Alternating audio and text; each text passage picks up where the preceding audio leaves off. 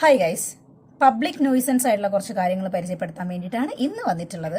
നമ്മൾ ഒരു സൊസൈറ്റിയിൽ ജീവിക്കുമ്പം നമ്മൾ ഓരോരുത്തരും ഓരോ ദിവസം ഓരോ വഴിക്ക് പോകുന്നത് പല മെൻറ്റാലിറ്റിയും ഉണ്ടായിരിക്കും അല്ലേ. ചിലപ്പോൾ സ്ട്രെസ്ഫുൾ ആയിരിക്കും, ചിലപ്പോൾ ഡിപ്രസ്ഡ് ആയിരിക്കും, അല്ലെങ്കിൽ വിഷമത്തിലായിരിക്കും, സന്തോഷത്തിലായിരിക്കും, ദുഃഖത്തിലായിരിക്കും.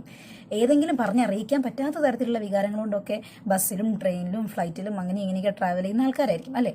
അതിൻ്റെ ഇടയ്ക്ക് നമ്മുടെ ഈ മാനസികാവസ്ഥയുടെ ഇടയിൽ കൂടെ ചില തൊട്ടിത്തരങ്ങളും തെടിത്തരങ്ങളും കാണിച്ച് ചില ആൾക്കാർ കടന്നു വന്നാൽ നിങ്ങൾക്ക് അവരുടെ മുഖത്തേക്ക് നോക്കുമ്പോൾ എന്തായിരിക്കും മുഖത്തെ ഭാവം എന്നുള്ള കാര്യം ഒന്ന് മറക്കാതെ കമൻറ്റ് ചെയ്തേക്കാം. നമുക്ക്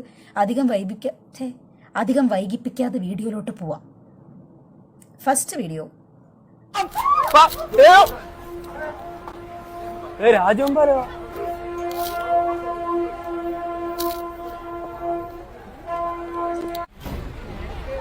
എങ്ങോട്ടോ എന്റെ പൊന്നിയേച്ചി മാറിയേച്ചി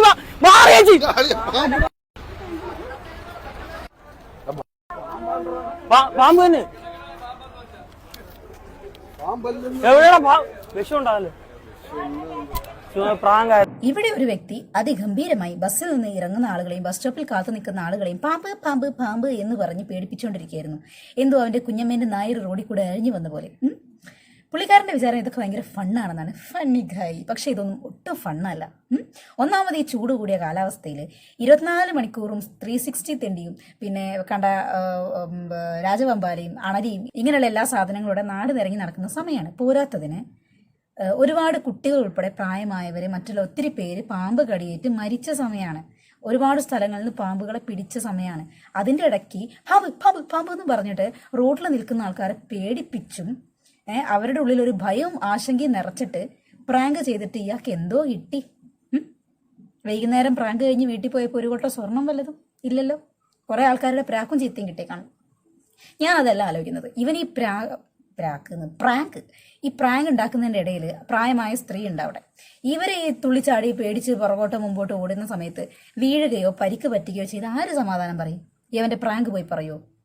അല്ലെങ്കിൽ യവൻ പോയി പറയോ? ആർക്ക് പോയി? ആ പെണ്ണുങ്ങൾക്ക് പോയി, ആ പെണ്ണുങ്ങളായിട്ട് ചുറ്റിപ്പറ്റി നിൽക്കുന്ന ആൾക്കാർക്ക് പോയി.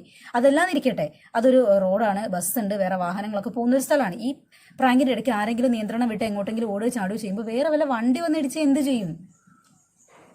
അല്ലെങ്കിൽ ആ ഭയത്തിൽ അവർക്ക് ആർക്കെങ്കിലും എന്തെങ്കിലും പറ്റിപ്പോയാൽ എന്ത് ചെയ്യും? തീരെ ബുദ്ധിയും ബോധവും ഇല്ലാണ്ട് പ്രാങ്കെന്നും പറഞ്ഞ് എന്ത് തെണ്ടിത്തരും റോട്ടിൽ ഇറങ്ങി ചെയ്യാന്ന് പറഞ്ഞു കഴിഞ്ഞാൽ എന്താ ചെയ്യാല്ലേ? അല്ലെങ്കിൽ നമ്മൾ ആ സൊസൈറ്റിയിൽ നിൽക്കുന്ന ആൾക്കാരുടെ മെന്റൽ അവസ്ഥ ഒന്ന് ആലോചിച്ച് നോക്കണ്ടേ? പല ആൾക്കാർ പല വീട്ടിൽ പല സാഹചര്യങ്ങളിൽ വന്ന ആൾക്കാർ ഏതൊക്കെയോ സിറ്റുവേഷനിലൂടെ എങ്ങനെയൊക്കെയോ ജീവിതം റൺ ചെയ്യാൻ വേണ്ടി റോട്ടിൽ നിൽക്കുന്നു. അവിടെ നിൽക്കുന്ന അത്രയും ആൾക്കാർ ഹാപ്പി ആയിട്ട് നിൽക്കുന്ന ആൾക്കാരാണ്. നിങ്ങൾ റോട്ടിൽ ചെയ്യുന്ന എല്ലാ പ്രഹസനങ്ങളും കണ്ടാൽ കൈയടിച്ച് പ്രോത്സാഹിപ്പിക്കാൻ പറ്റുന്ന ഒരു മാനസികാവസ്ഥയിലാണ് എന്ന് ഏതെങ്കിലും ഒരാൾക്ക് പറയാൻ വേണ്ടി പറ്റും? ഇല്ല. ഇപ്പം നിങ്ങൾ ഈ കാട്ടിക്കൂട്ടുന്ന കാര്യങ്ങളെല്ലാം തന്നെ അവരുടെ മനസ്സോടെ അവരത് അംഗീകരിക്കാൻ നിർബന്ധിതരാവുകയാണ്. കുറച്ചൊന്നും ബോധവും ബുദ്ധി ഉപയോഗിച്ച് ചിന്തിച്ച് പെരുമാറിക്കൂടെ? പബ്ലിക്കാണ്, ഞാൻ ഇങ്ങനത്തെ ന്യൂസൻസ് ചെയ്യരുത്. കുറച്ചെങ്കിലും ബോധം, വിവരം ആരോട് പറയും? ഇനി വേറെ ഒരുത്തനുണ്ട്, കാന്താ ഞാനും എന്നും പറഞ്ഞ് പാട്ട് പാടിക്കൊണ്ടിരിക്കുന്ന ഒരുത്തൻ ഫ്ലൈറ്റിനകത്തുനിന്ന്. കുറേ പേര് അങ്ങോട്ടും ഇങ്ങോട്ടും അങ്ങനെ നോക്കി അലസമായി കുത്തിരിക്കുന്നുണ്ട്. കുറച്ച് ആൾക്കാർ തലയ്ക്ക് കൈ കൊടുക്കുന്നുണ്ട്. ചിരിക്കണോ കരയണോ എന്നുള്ള മാനസികാവസ്ഥയിലിരിക്കുന്ന വേറെ കുറച്ച് പേരുണ്ട്. അധികം ദീർഘിപ്പിക്കുന്നില്ല, വീഡിയോയിലോട്ട് പോവാം. പൂരം കാണാൻ പൂരമേ നിൽക്കുന്നു കാണണ കണ്ട, പൂരമേ നിൽക്കുന്നു കാണണ കണ്ട, അതിനെ നിൽക്കുന്നു കൊട്ടണം കണ്ട, അതിനെ നിൽക്കുന്നു കൊട്ടണം കണ്ട കണ്ട, ഞാനും വരാം തൃശൂർ പൂരം കാണാൻ. അടുത്തവർ എല്ലാരും ഏറ്റുപാടാൻ പറ്റും പറഞ്ഞോട്ടോ. അപ്പോഴേ പറഞ്ഞില്ലേ പോരണ്ടാന്ന്, പോരണ്ടാന്ന്, അപ്പോഴേ പറഞ്ഞില്ലേ പോരണ്ടാന്ന്, പോരണ്ടാന്ന്.